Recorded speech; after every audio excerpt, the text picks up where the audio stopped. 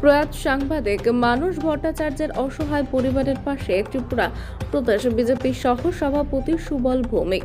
শনিবার খোয়াই ত্রিপুরা জেলার জম্পুরা স্থিত প্রয়াত সাংবাদিক মানস ভট্টাচার্যের বাড়িতে গিয়ে ত্রিপুরা প্রদেশ বিজেপি সহ সভাপতি সুবল ভৌমিক তার পরিবারের পাশে গিয়ে দাঁড়ান এবং শোকস্তব্ধ পরিবারকে সমবেদনা জ্ঞাপন করেন।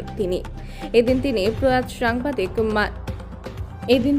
প্রয়াত সাংবাদিকের মায়ের সাথে কথা বলতে গিয়ে বলেন, মানস ভট্টাচার্য একজন সৎ ভদ্র সাংবাদিক হিসেবে শুধুমাত্র নয়, একজন প্রকৃত ভালো মানুষ হিসেবেও সমগ্র রাজ্যব্যাপী পরিচিতি ছিল তার।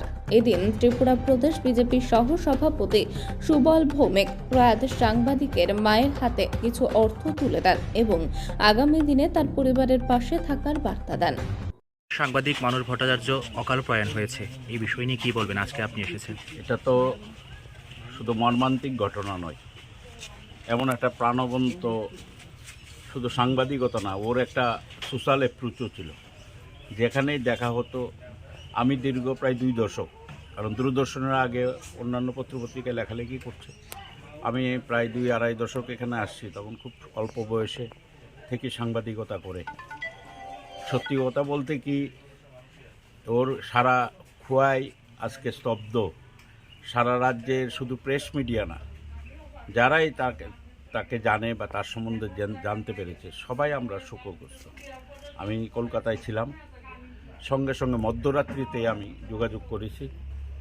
তখন সে অবস্থা ছিল না যে পরিবারের সদস্যের সঙ্গে কথা বলা।